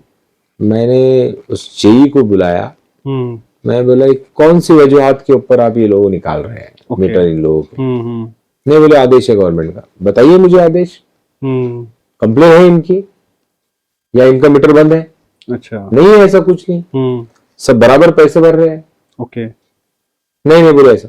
मैं बोला उस वक्त मैंने थोड़ी सख्ती बरती अच्छा। और उन लोगों को यहाँ से हकालने का काम किया। अच्छा, तो वो मीटर नहीं लगी मतलब ने? मीटर नहीं लगन दिया मैंने। जो नए सिस्टम वाले, वो चिप वाले जो चिप वाले मीटर आए, न्यू रीडिंग्स। वो मैंने नहीं लगने दिए। अच्छा। तो आज तक बचे हैं वो, अच्छा, और मतलब इंशाल्लाह आगे बचे आगे भी उसको बचाने का काम क्योंकि करूंगा। ऐसी आपने मुहिम छेड़ी है, कहीं ना कहीं फिर वो पब्लिक भी आपसे आस लगा बैठी होंगी कि एक बार नहीं लगे तो फिर आगे लगने के चांसेस बढ़ जाते कभी कभी। नहीं, उसको नहीं लगने देने की आखिर तक कोशिश मैं करूंगा। ओके। ये जनता कभी कभी एक काम नहीं होता है तो वो आस में जाती है कि डॉक्टर जफर ने ये काम रुकवा दिए थे, अब ये रुका रहे तो भी बेहतर है, नहीं तो फिर अगेंस्ट चले जाती है कभी कभी। नहीं, आपको जो डेवलपमेंट वाली चीज करनी है करो ना, ये डेवलपमेंट थोड़ी है। आप तो आज वो एक चीप वाला लेकर जा रहे हैं, कल उसको प्रीपेड कर दोगे आप। जी जी। आखिर में आप जो आम आवाम है, हम्म। गरीब लोग है, उन्हीं को मारने का काम कर रहे हैं। ओके। पहले बेरोजगारी बढ़ी हुई है, बेशक। उसके बाद फिर ये इसके हम्म। मीटर के नए सिस्टम्स लेके आना, ये मैं पसंद नहीं करता कभी। अच्छा। डेवलपमेंट करो आप, हम्म। रोड अच्छे बनाओ, हम्म। लोगों को पानी अच्छा दो। हम्म। ये काम नहीं है, ये एक ओके। धंधा बन गया है। अच्छा। प्राइवेट कॉन्ट्रैक्टर्स होते हैं, ओके। हम्म। किसी को भी पकड़ लेते हैं हम्म। और बोलते हैं कि चलिए तुझे 100 रुपए देंगे मीटर बदल के देने के लिए, तू खड़े रहे। हम्म। 1 मीटर के पीछे 100 रुपए। अच्छा। लेकिन मेरे पीरियड में ना मैंने कभी करने दी वो चीज, ना आगे करने दूंगा। ओके। कोशिश करूंगा। जी जी। मैंने शहर के लिए भी काम किया था अभी, तो वो रुके हैं। इंशाल्लाह काम होंगे। मुंतखब होने के बाद में जरूर इसके ऊपर आवाज उठाई जाएगी, आखिर तक लड़ाई लड़ी जाएगी। सर, ये प्रभाग के अंदर कॉरपोरेशन के बहुत सारे हॉस्पिटल्स भी हैं, गायनिक हॉस्पिटल नहीं है, तो इस पे क्या आपका विजन है कि ये हॉस्पिटल के अंदर क्या चेंजेस आना जरूरी है? यहाँ पर हॉस्पिटल नहीं है, यहाँ पर एक प्राइमरी हेल्थ सेंटर है जी जिंसी में। जी। ओके। और सेंट्रल नाके पर भी एक प्राइमरी हेल्थ सेंटर है। जी, क्लिनिक टाइप में है छोटा। और एक इधर कैलाश नगर में। ओके। मैं चाहूंगा कि एक मल्टी स्पेशलिटी हॉस्पिटल कारपोरेशन के अंडर में बने। अच्छा। वो भी सेंट्रल नाके पे। जब हम लोग मैं इख्तिदार में थे, विरोधी पक्ष नेता था मैं, ओके। उस वक्त वखाड़ और कारपोरेशन, म्युनिसिपल कारपोरेशन के साथ में हम एक टाई अप करके एक मल्टी स्पेशलिटी हॉस्पिटल बना रहे थे। अच्छा। और उसके अंदर हार्ट की सर्जरीज वगैरह थी। ओके। फिर ओपन हार्ट सर्जरी हो या बाईपास हो, ये तमाम जो सर्जरीज है, ये जो हमारे काम करने वाले वर्कर्स है कारपोरेशन के, इनको फ्री ऑफ चार्ज थी वो। ओके। और बाकी जो लोग हैं इनके लिए एक सहूलत वाली जो वो है स्कीमात है, उसका भी उसके अंदर हम वो करवाने वाले थे। अच्छा। लेकिन बदकिस्मती हमारी या हमारे साथियों की जी। कि वो प्रोजेक्ट हम नहीं कर पाए। लेकिन वो मेरा ड्रीम प्रोजेक्ट है। अच्छा। घाटी को अल्टरनेट एक हॉस्पिटल यहाँ शहर में होना चाहिए। जी जी। और हम लोग वो बनवाने की पूरी कोशिश करेंगे। उसके साथ में कारपोरेशन का मेडिकल कॉलेज भी बनवाने का काम करेंगे। क्या बात है। जैसा कि मुंबई में है। जी जी जी जी। तो ये जो विजन आप लेके चल रहे हैं, आपको लगता है कि ये विजन बखूबी तौर पे एक्सेप्ट होगा और ये चीज यहाँ पर तामीर हो जाएंगी? एक्सेप्ट करवाने की क्वालिटी उस शख्स में होना चाहिए। ओके। गवर्नमेंट प्रशासन को वो समझ में आना चाहिए। कोई भी आईएएस ऑफिसर जो होता है, जो कमिश्नर होता है हमारा, जी। अगर उसको वो चीज अच्छी से समझाई जाए तो वो कभी ना नहीं बोलता है। ओके। तो मुझे ऐसा लगता कि हमारे के बाद अगर श्रीकांत साहब अगर कमिश्नर रहे तो जरूर वो शख्स में है थोड़ा सुनने की जी जी, बेशक कैपेसिटी, बेशक। तो जरूर हम लोग ये चीज कराएंगे। क्योंकि आपने बीच में प्लेग्राउंड के लिए भी मुद्दा उठाए थे एक, जी। तो वो कहाँ तक पहुंची चीज? क्या वो आगे मुहैया होने वाला है प्लेग्राउंड? 2012 में ओके। मैं अपोजिशन लीडर था और लोकल हमारे यहाँ के आमदार मंत्री राजेंद्र रड्डा जी थे। हम लोगों ने, और पालक मंत्री बाला साहब थोराट जी थे। अच्छा। हम सब ने मिलकर उस वक्त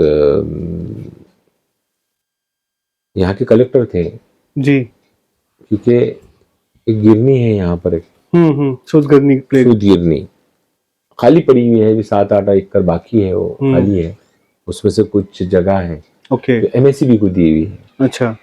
और वो एक डिस्प्यूटेड लैंड है, लेकिन उसका कस्टोडियन जो है जी वो कलेक्टर है। ओके। जैसा एमएससीबी को उन्होंने जगह दी और उसका जो अमाउंट है कोर्ट में रखा, ओके। भाई इसका जो भी वारिस आएगा उसने अपनी वारिस बताना और वो जमा हुआ अमाउंट लेकर जाना। ओके। उसी की तर्ज पे बची हुई जगह के लिए भी हम कोशिश करेंगे जिसके अंदर एक मिनी स्टेडियम बन जाए। अच्छा, मिनी स्टेडियम का इरादा है मतलब? बिल्कुल।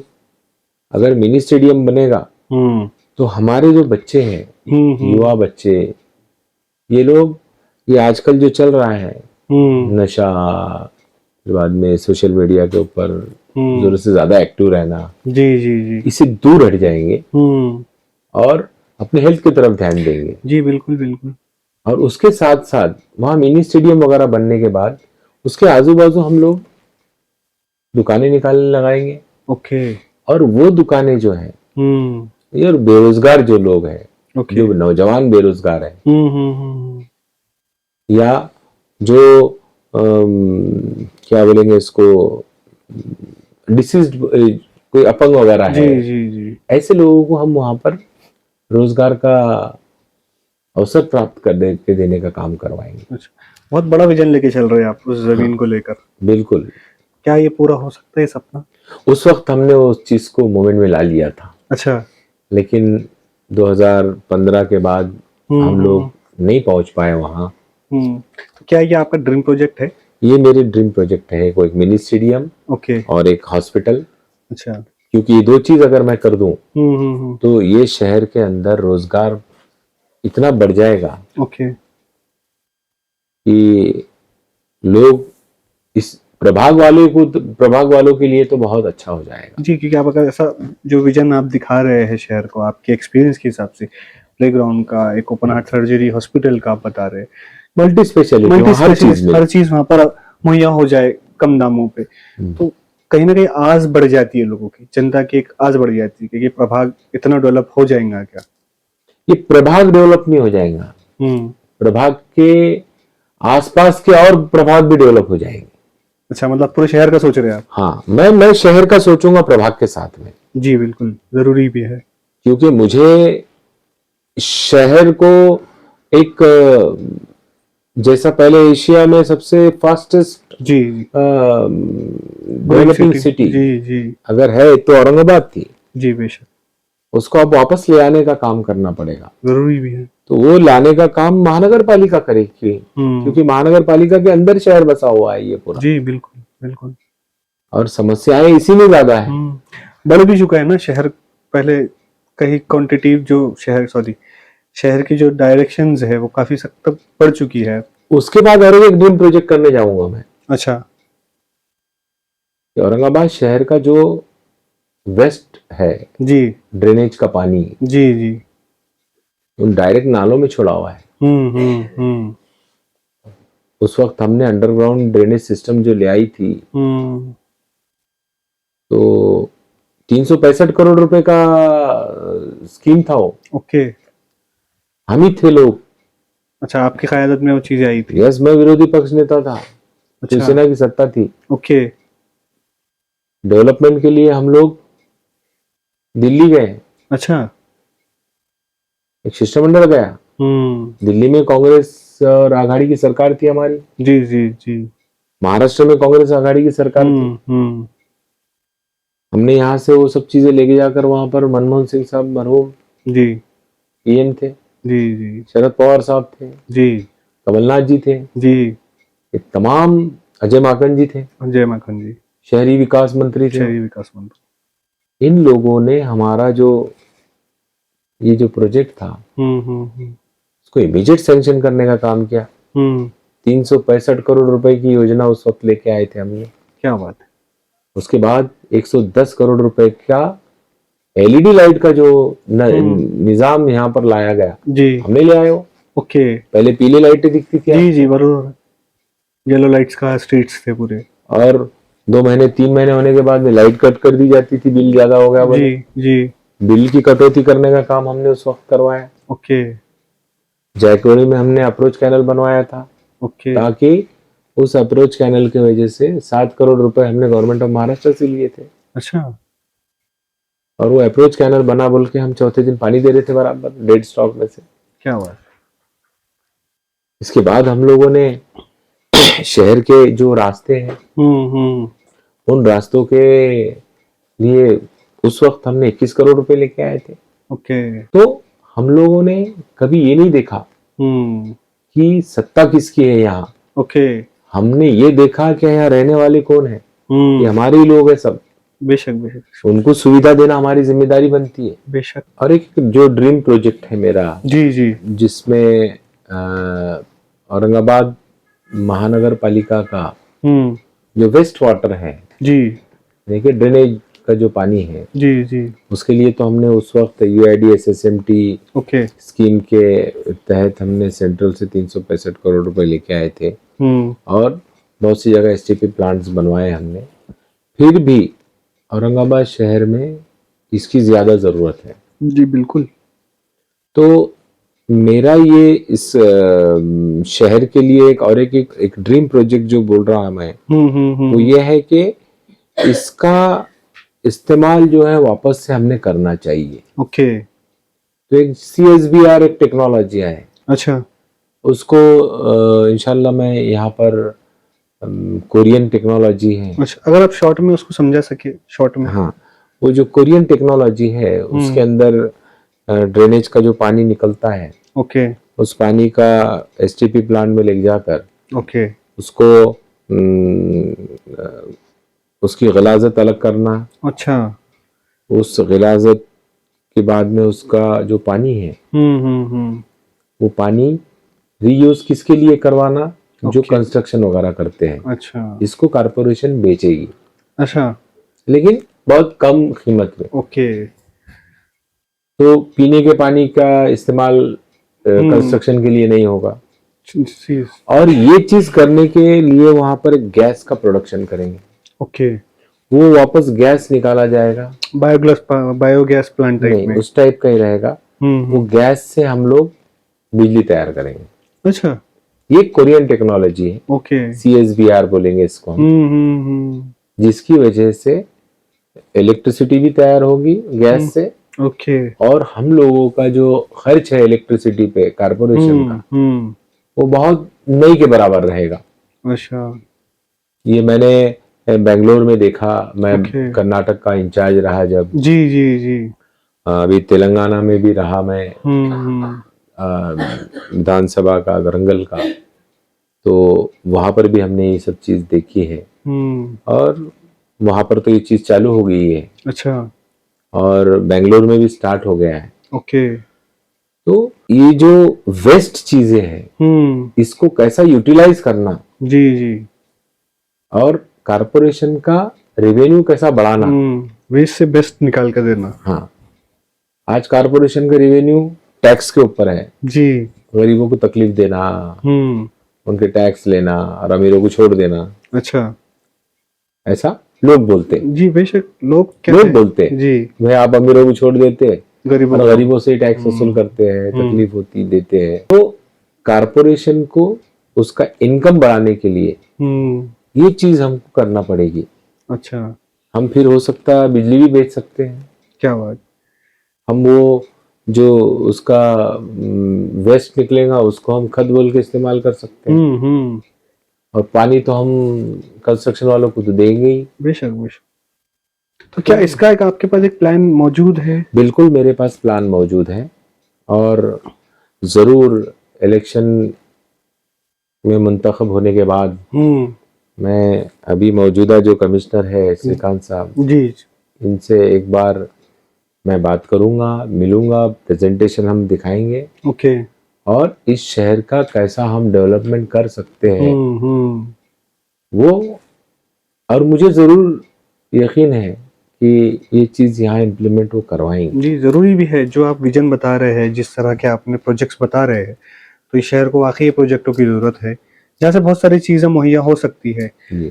एक वेस्ट से 3 चीजें अलग अलग निकले तो कहीं ना कहीं इसका असर तो दिखेगा ही दिखेगा और डेवलपमेंट की तरफ हम बढ़ जाएंगे। सर ये इतने विजन्स है, आप इतने शहरों में घूमे हैं, अराउंड 25 साल का या 30 साल का आपका एक्सपीरियंस है पॉलिटिकल जर्नी जी। आज की पॉलिटिक्स में और उस वक्त की पॉलिटिक्स में आपको क्या अंतर नजर आता है? उस वक्त की पॉलिटिक्स एक विजन वाली पॉलिटिक्स थी। अच्छा लीडर्स विजनरी थे। अच्छा वहाँ का डेवलपमेंट के बारे में सोचा करते थे वो लोग। ओके। जैसा जनाब जकरिया साहब, जी जी मरहूम जकरिया अब्दुल अजीम साहब जी जिन्होंने एजुकेशन इंस्टीट्यूट्स खड़े किए, एमएम शेख साहब जी उन्होंने भी एजुकेशन इंस्टीट्यूट्स खड़े किए। उसके बाद अगर देखा जाएगा तो ये रफ़ीक ज़करिया साहब के बाद अगर शहर को एक डेवलपमेंट की तरफ ले जाने का काम अगर करे किसी ने तो राजेंद्र दर्रा साहब मंत्री रहे, आमदार रहे।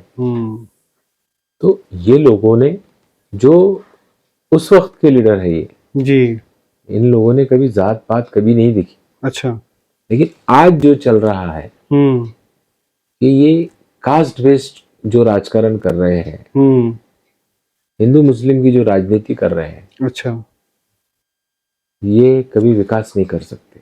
ओके। तो आज की जो पॉलिटिक्स है जातिवाद जात धर्म वाली पॉलिटिक्स है, इससे दूर होना चाहिए।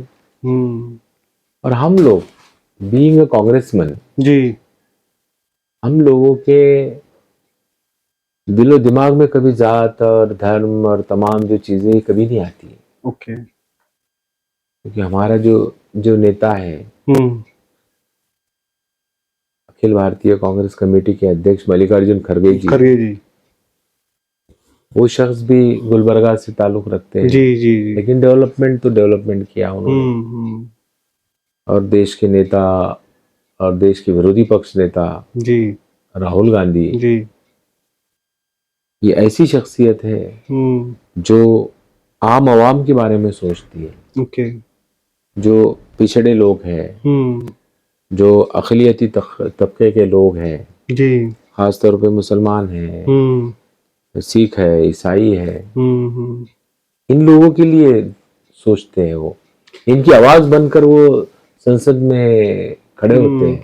क्या आपकी कभी ये शहर की राजनीति को लेकर माननीय खड़गे जी या राहुल गांधी साहब से डिस्कशन हुआ? खड़गे जी से मेरा डिस्कशन रहा। अच्छा, क्योंकि वो बहुत अच्छा मराठी नोइंग भी है। ओके। और मैं भी मराठी नोइंग हूँ। अच्छा, क्योंकि मेरी तालीम भी मराठी में ही हुई। अच्छा, तो खड़गे साहब बड़े फिक्रमंद रहते औरंगाबाद के ताल्लुक से। ओके। और राहुल जी से एक दो बार इस ताल्लुक से डिस्कशन रहा। क्योंकि राहुल जी को औरंगाबाद काफी पसंद है। अच्छा। हाँ, तो जब पॉलिटिक्स में नहीं थे तो तकरीबन 2-3 दिन यहाँ रहे थे वो एलोरा में। और औरंगाबाद को समझने की कोशिश की थी उन्होंने। यहाँ पर कैसे मोनूमेंट्स है या इस शहर का जो मलिक अंबर ने किस तरीके से किया था, डिजाइन किया तो हाँ, तो तमाम चीजें उन्होंने 2-3 दिन में रहकर यहाँ देखी। ओके। तो औरंगाबाद के डेवलपमेंट के लिए हम्म। वो भी सोचते हैं बिल्कुल। अच्छा। और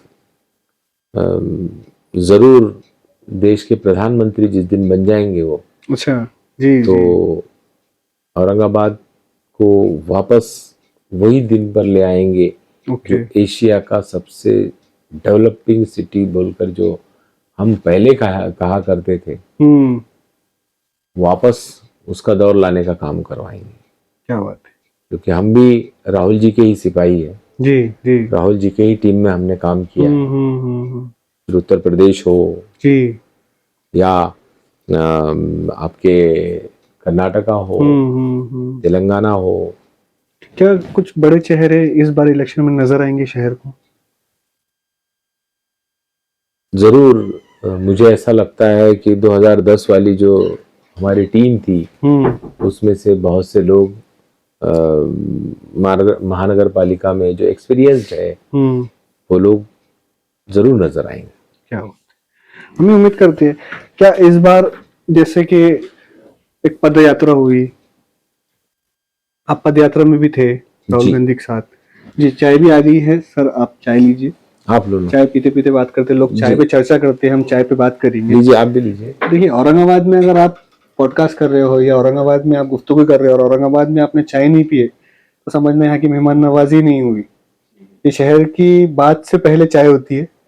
जी तो सर आप चाय चलिए लीजिए। जी। सर, चाय करते करते हम बात करते हैं कि आपने पैदल यात्रा में भी राहुल गांधी साहब के साथ खांधे से खांधा लगाया। जी, तो क्या आपको क्या वहां महसूस हुआ? इतनी बड़ी जंग सैलाब आप लोगों के साथ था, क्या लगा कि अवाम बेदार हो रही है? राहुल गांधी जी ने जो अम, भारत जोड़ो यात्रा निकाली थी, जी उस यात्रा में प्रदेश कांग्रेस कमेटी की तरफ से जी। मैं जो 4 डिस्ट्रिक्ट में से जो महाराष्ट्र की जा रही थी यात्रा, नांदेड़, हिंगोली, आपके वाशिम, जी। बुल्ढाना, ओके। तो इसके अंदर कोऑर्डिनेशन करने की जिम्मेदारी मेरी थी। हम्म। तो उस दौरान जब हम लोग उनके साथ पैदल चले, जी। रोज 20 से 22 किलोमीटर हम लोग पैदल चलते थे। ओके। जी, तो मैंने ऐसा हुजूम लोगों का, जी। गांव के लोगों का हम्म। शायद पहली बार देखा अच्छा। कि राहुल गांधी को देखने के लिए लोग, अगर राहुल गांधी सुबह आने वाले हैं तो लोग रात से आके बैठ जा रहे थे गांव में। अच्छा, क्या बात है। और राहुल जी का ऐसा था कि जो भी आम शख्स है ऐसे शख्स को गले लगा लेते थे। सिंप्लिसिटी में। बहुत सिंप्लिसिटी है। राहुल गांधी एक ऐसी शख्सियत है जिन्होंने कभी जात, कभी कोई धर्म, इसको कभी नजदीक नहीं आने दिया। क्या बात। ये हर आदमी इनके लिए इम्पोर्टेंट है इस देश का, ओके। जो कोई भी कास्ट का हो। गरीबों के बारे में दर्द है। अच्छा। वही दर्द कैसा है वो देखने के लिए निकले वो पैदल। ओके। इतना हम्बल आदमी मैंने नहीं देखा। जी बिल्कुल। क्या जरूरत है उनको 4000 किलोमीटर पैदल चलने की, क्या जरूरत है? इल्जाम तो बहुत लगे उनके ऊपर, पार्टियां इल्जाम भी लगाती है कि ये क्या जरूरत है देश को पद यात्रा की, क्या जरूरत है इस देश को भारत तो जुड़ा हुआ है, फिर भी जी। राहुल गांधी क्यों भारत को जोड़ो यात्रा बना रहे हैं? इसके ऊपर आपका क्या कहना है? उन्होंने जब देखा कि भारत टूट रहा है, अच्छा। तो उसको मोहब्बत से जोड़ने का काम करना जरूरी है। ओके। तो राहुल गांधी ने जब देखा कि आम जो घर में जो खेत में काम करने वाला मजदूर है या जो दिहाड़ी करने वाला मजदूर है, उसकी हालत कैसे होंगे, जी। वो कैसा जिंदगी गुजारता है, वो देखना चाहते थे। ओके। उसलिए उन्होंने सोचा कि नहीं, मैं हिंदुस्तान को पैदल देखूंगा पूरा। अच्छा। क्योंकि जो उनके ऊपर ब्लेम कर रहे हैं या करते हैं,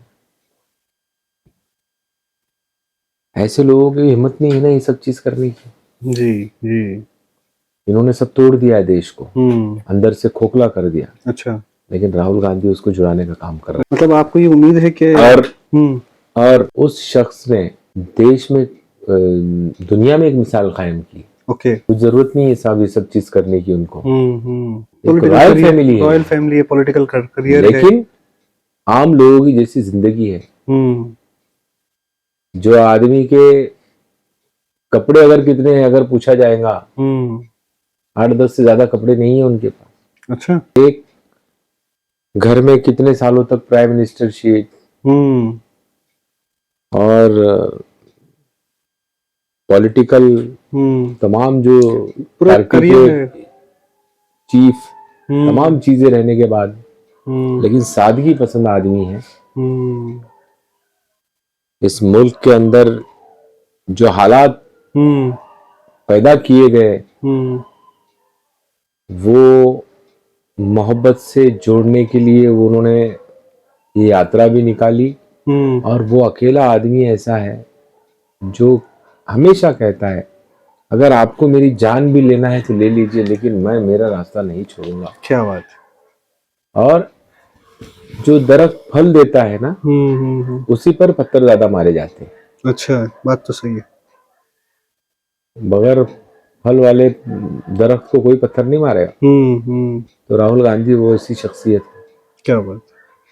क्या आपकी कभी मुलाकात, जैसे कि हमेशा न्यूज़ पे आता है, आजकल इन्फ्लुएंसर का दौर, इंस्टाग्राम का दौर है, रील्स का दौर है, कहीं ना कहीं एक चर्चा चलती है कि जिस तरह इंदिरा गांधी थे, माननीय इंदिरा गांधी कांग्रेस के, अब उनकी पोत्री में वो नवासी बोले, सॉरी, उनकी जो ग्रैंड डॉटर है प्रियंका गांधी जी, कभी आपकी प्रियंका गांधी जी से मुलाकात हुई?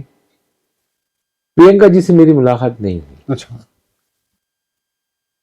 और रही बात आपने जो बताया है कि इंदिरा जी, बिल्कुल इंदिरा जी की तो कॉपी है। अच्छा।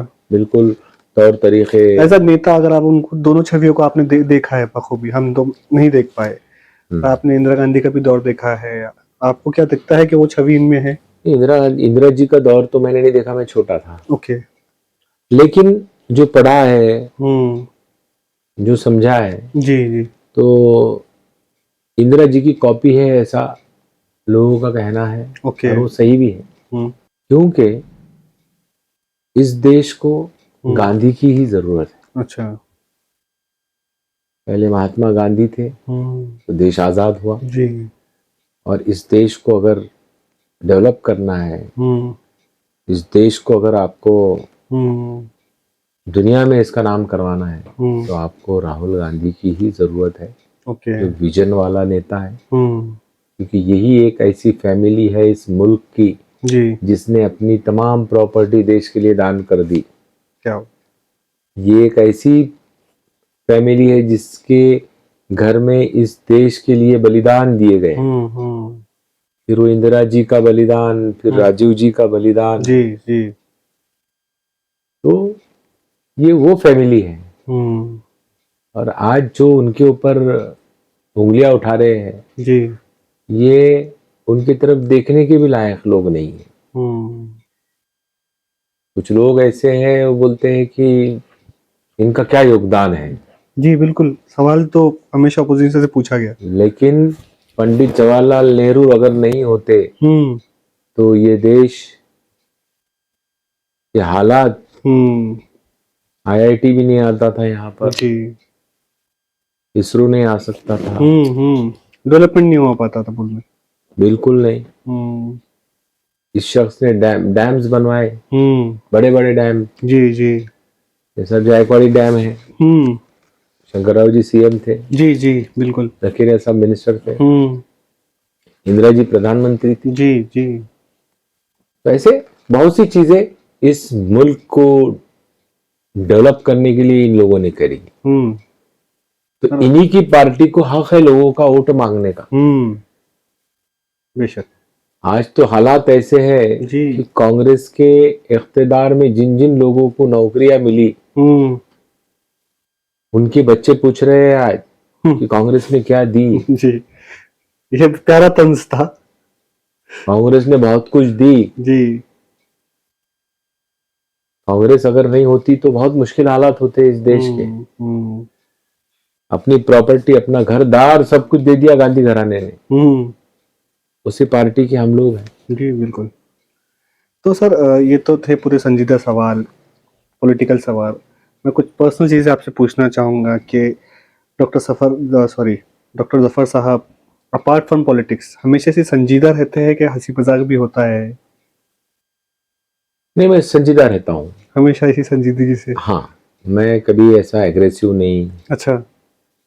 और कभी जो भी हालात आते हैं जी। तो अल्लाह का शुक्र अदा करता हूँ कि हो सकता ये इतना जो आप में सब्र आ चुका है, इतना जो एक ठहराव है, आपसे जिससे हम बात कर रहे हैं जी, जब से गुफ्तगू की शुरुआत हुई, एक संजीदगी से जवाब है हर चीज़ का, जी। एक ठहराव है। तो क्या जफर साहब अपार्ट फ्रॉम पॉलिटिक्स अपने दोस्त यारों के साथ भी इस तरह ही होते हैं, या फिर वो बचपन का जो दौर था दोस्तों का वो निकल आता है कहीं ना? नहीं, ऐसा नहीं। जो अभी मैं आपसे बात कर रहा हूँ उसी तरीके से मैं रहता हूँ। अच्छा। हाँ, मैं एग्रेसिव जब होता हूँ जब किसी के ऊपर अन्याय होता है। अच्छा। वो लड़ने की भी ताकत है मेरे में। मेरी जंग तो भापकर साहब से भी रही। अच्छा। डेवलपमेंट से रिलेटेड। क्या बात। डेवलपमेंट में ऊंच नीच चल रही थी, तो मेरी इतनी लड़ाई रही कि मेरा डिस्क्वालिफिकेशन का पूरी फाइल तैयार हो गई थी। ओके। क्योंकि मैंने एक ऐसी चीज उस वक्त पकड़ ली थी अच्छा। उनकी कि उन्होंने सीएम के पावर का इस्तेमाल कर लिया था। जो सीएम वापरता है वो चीज मैंने बोला अगर आपने नहीं किया है वहां पर, मेरा ब्लेम अगर गलत है तो मैं रिजाइन दूंगा, अगर आप गलत है तो आप रिजाइन दो। जनरल बॉडी में चल गया था ये सब। क्या बात, बहुत बड़ा मुद्दा हाईलाइट कर दिए थे आप। बिल्कुल। अगर मैं मुद्दे के बारे में पूछी वो क्या था तो? वो एक बिल्डिंग परमिशन को एक्स्ट्रा वो करवा के देना। अच्छा। एफएसआई वगैरह। वो अर्बन डेवलपमेंट मिनिस्टर के पावर रहते हैं। अच्छा। वो हर चीज के पावर होते हैं ना। कमिश्नर की एक लिमिट होती है, उसके बाद में फिर अर्बन डेवलपमेंट मिनिस्टर जो होता है, जी हाँ, उसके पावर रहते हो। तो सीएम साहब को ही पावर थे। वो अर्बन डेवलपमेंट मिनिस्ट्री उनके पास थी। इतना बड़ा सवाल उठाने के बाद आप डिस्क्वालिफाइड होने जा रहे थे? डिस्क में तैयार था। अच्छा, कुर्बानी देने के लिए तैयार? बिल्कुल बिल्कुल, मैं तो बिल्कुल तैयार था। ओके। लेकिन आखिरी में उन्होंने वापस ले ली सब? क्या मैं तो बोली यार छोड़ो, मेरे से कोई तो गलत फहमी हो गई होंगी आपकी, ये सब चीजें। अच्छा, रफा दफा हो गई? रफा दफा हो गई। डॉक्टर साहब के बचपन के दोस्त आज भी साथ है? बिल्कुल। जो बचपन में साथ स्कूल पढ़े? हाँ, आज भी मिलते हैं? रोज मिलते रहते। रोज तो नहीं, जब भी हमारी मुलाकातें होती है। अच्छा। तो क्या गुफ्तगू होती है कि आप उन दोस्ताने को निकल कर, आप निखर कर पॉलिटिक्स में भी, डॉक्टर भी हो गए, स्कूल्स भी हो गए आज आपके? तो अब दोस्त लोग तो मेरे से पॉलिटिक्स की बात करते हैं। अच्छा, आज ही अपार्ट फ्रॉम पॉलिटिक्स बात ही नहीं होती है? नहीं। तुकाराम मुंडे जी भी अगर बात करेंगे तो पॉलिटिकल डेवलपमेंट कैसा करना चाहिए क्या नहीं, उसके ऊपर ही बात करते हैं। मतलब आपका शहर का डेवलपमेंट कैसा करना। और आपका जो दोस्ताना है वो भी सब संजीदगी से रहते हैं? वो तो बहुत एग्रेसिव है। हाँ, वो तो एग्रेसिव है, पर आपस दोस्तानों में बहुत हमारे संजय सोनू ने है। अच्छा। नायब तहसीलदार है अभी। वो भी मुझे डेवलपमेंट के बारे में बताते रहते हैं। अच्छा। कि नहीं, इस टाइप का डेवलपमेंट होना चाहिए तो शहर के लिए फायदा होगा। तो आपका दोस्ताना विजनरी है, सब एक विजन की बात करते हैं। फिर मेरे एक दोस्त है, मेरे क्लासमेट है, दिलीप कातुरे, वो एक असिस्टेंट टीचर है। आपका सबसे करीबी दोस्त कौन है जो आपको कभी भी हंसा देता है या कभी भी आपको उस बचपन के दोस्ताने में लेके चले जाता है? यही लोग हमारे, यही है। संजय सोनू ने, अच्छा, और दिलीप कातुरे। ये आपके क्लासमेट्स भी रहे? हाँ। फिर हमारे एक रंजीत पगारे है जो अभी लेक्चरर है इनके पास, बैकवर्ड क्लासेस में है। अच्छा, ओके। हाँ। आपकी स्कूलिंग आपने बताई यहीं से हुई थी शहर हाँ, में? मैं आपका स्कूल कौन सा था? अमर हाई स्कूल में मैं पहली से 10वीं तक पढ़ा। अच्छा, कॉलेज? कॉलेज देवरी कॉलेज में 11th-12th किया। ओके। उसके बाद फिर ये 12th BHMS BHMS कहाँ से की? मैं औरंगाबाद से भगवान कॉलेज से भगवान किया। कॉलेज। वहीं से गवर्नमेंट से नंबर लगा था। क्या आज भी आप आपके स्कूल के टीचर्स जो हयात है उनसे मुलाकात होती है? यस, आज भी अगर वो जहाँ भी मिल जाए, अगर मैं कहीं बैठा हुआ हूँ तो मैं खड़ा हो जाता हूँ, क्या बात है, क्योंकि उस्ताद है। अदब हम्म जहाँ होगा सक्सेस वहाँ मिलेगा। हम्म अदब अगर नहीं है आप तो सक्सेस नहीं है आपका, क्या बात है। ये मुझे लगता है। बेशक हक है, अदब पे हर चीज टिकी हुई। अगर as a personality, as a doctor, as a politician, अगर आप आने वाली पीढ़ी को, जो यंग बच्चे जो आज एजुकेशन ले रहे हैं, शहर में यूथ है, उनका कोई नसीहत देना चाहे तो आपकी नसीहत क्या रहेगी? सबसे पहले उन्होंने अदब ओके।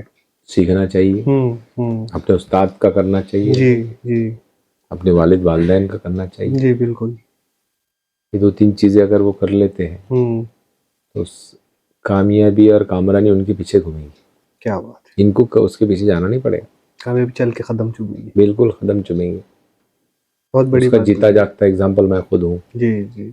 सबसे बेहतरीन खवाली आपको जो पसंद हो? अल्लाह जानता है मोहम्मद का बेशक मर्तबा, बेशक, बहुत पुरानी खवाली और सबसे मशहूर खवाली। और राहत फतेह अली खान को सुन लेता हूँ, जी जी। बेखुद किए देते हैं अंदाज हिजाबाना, है ना। जी। और लेकिन ये जो सूफियाना लाइन है, जी जी जी, उससे रिलेटेड जो जो भी चीजें हैं वो सुनता हूँ। क्या बात है। मतलब आपको सूफी और अब जरा पसंद आता आप? बिल्कुल, क्योंकि वहां पर बोले तो जो नाते हैं, जी ख्वालियाँ जी हैं, जी। बड़ी अच्छी ऊंची दर्जे की होती है। क्योंकि अब ये शहर भी सूफियों का बसाया हुआ शहर है। खुशकिस्मती ये है कि सूफियों के ही राजधानी में रहते जी हैं। जी जी। तो क्या आप भी जिस तरह हमारा शहर छुट्टियों के दिनों में, इंजॉयमेंट के दिनों के अंदर, इतवार संडे के दिन खानखाओं की तरफ बढ़ता है, तो क्या डॉक्टर जफर साहब भी खानखाओं का रुख करते हैं? जाता हूँ मैं कर्नाटक में, जितनी 3.5 साल इंचार्ज रहा, तकरीबन जगह गया मैं। क्या बात है। खानखाई निज़ाम मुझे बड़ा अच्छा लगता है, तो बिल्कुल जाना, जहाँ पर भी जाता हूँ जी। वहाँ का जो भी खानखाएं हैं जाता हूँ वहाँ पर। क्या बात है। मतलब आपको ये निज़ाम पसंद आता है, वो रूहानी क्योंकि सुकून? मैं ऑल इंडिया लेवल पे काम किया, जी जी जी। तो उसके लिए मुझे बहुत सी जगह जाने का मौका भी मिला। और पीछे पंजाब में भी मैं इंचार्ज रहा, जलंधर। जी, जलंधर बड़ा खूबसूरत शहर है। हाँ, तो वहाँ पर भी मैं बिल्कुल गया। क्या बात है। तो ये हॉबी बोलना चाहिए मेरी। जिस शहर में गया वो शहर को एक्सप्लोर करते हैं।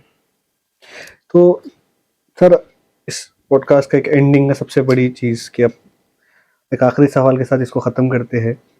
इस कैमरे की उस तरफ आपको चाहने वाली जनता है, आवाम है जो आपको पसंद करती है, इतने सालों से जो आपसे मोहब्बत आप पे निछावर कर रही है, इनके लिए डॉक्टर जफर साहब का अपने पैनल के लिए एक आखिरी मैसेज और एक आखिरी रिक्वेस्ट अपनी आवाम से। मैं प्रभाग क्रमांक 14 की आवाम से गुजारिश करना चाहूँगा कि आप लोग अपना जब वोट दोगे तो आप मुकामी जो कारपोरेटर के लिए खड़े हुए हैं उन लोगों का साथ, उन लोगों को वोट दो, ताकि वो आपके बीच में रहते हैं, हमेशा आपके साथ ही रहते हैं, और आने वाले इंतखाबात में जीत के आने के बाद भी आप ही के साथ रहेंगे। आपको उनको ढूंढने की जरूरत नहीं पड़ेगी, आपकी नजरों के सामने उनका मकान रहेगा, तमाम चीजें रहेगी। आज जो देखा गया है कि प्रभाग क्रमांक 14 में एक बाहरी उम्मीदवार आए हैं, तो इन बाहरी उम्मीदवार को बाहर करने का काम आप लोगों को करना है आने वाली 15 तारीख को। और इससे पहले भी आप लोगों ने इस इस एरिया से बाहरी जो उम्मीदवार है उनको बाहर भेजने का काम किया था, तो वही हिस्ट्री आपको दोहरानी है, इंशाअल्लाह आप तमाम लोग ये चीज करेंगे, इसकी मुझे पूरी पूरी उम्मीद है। ठीक है। मराठी बोलो। हाँ बोल दीजिए मराठी में, एक सेकंड। माझी माझी प्रभाग क्रमांक 14च्या सर्व जनतेस विनंती आहे की त्यांनी प्रभाग क्रमांक 14 मध्ये काँग्रेसच्या सर्व उमेदवारांना जास्तीत जास्त मत देऊन जिंकून आणावं आणि या प्रभागाचा विकास आणि या प्रभागाच्या समस्या सोडवण्याचं काम त्यांच्या हातून करून घ्यावं। आणि दुसरी अशी विनंती आहे की काही उमेदवार बाहेरचे आहेत, बाहेरून आलेले आहेत आणि स्थानिक जे आम्ही उमेदवार आहोत आमच्या सोबत आपण राहावं आणि आम्हालाच मत करावं, जेणेकरून आम्हाला शोधायची गरज पडणार नाही, आम्ही तुमच्यातलेच आहोत आणि तुमच्यासाठीच राहणार आहोत, याची आपण काळजी घेऊन 15 तारखेला काँग्रेस पक्षाच्या सर्व उमेदवारांना आणि काँग्रेस पुरस्कृत उमेदवारांना आपण बटन नंबर 1 आहे काँग्रेसच्या सर्व उमेदवारांचं आणि एक पुरस्कृत जे उमेदवार आहे त्यांचं 4 नंबरचं बटन आहे आणि निशाणी आहे AC, ह्या सर्वांना निवडून देऊन या प्रभागाचा विकास करावा आणि पुन्हा दाखवून द्यावं की आम्ही बाहेरच्या उमेदवाराला कधीही थारा देत नसतो, त्याला बाहेरच पाठवत असतो। इतकंच मला या आमच्या प्रभागातील सुजाण नागरिकांना सांगावंसं वाटतं आणि विनंतीही करावी वाटते। तो ये थे मेरे साथ डॉक्टर जफर अहमद खान साहब। सुना आपने इनकी गुफ्तगू, इनका विजन, बड़ी संजीदगी से आप जवाब देते हैं। डेवलपमेंट की राजनीति की बात की इन्होंने, इनके विजन की बात की, इनके ड्रीम प्रोजेक्ट्स की बात की। ये आपकी जिम्मेदारी है, ये आपके प्रभाग के नेता है, आपका फैसला सबसे ऊपर रहेगा।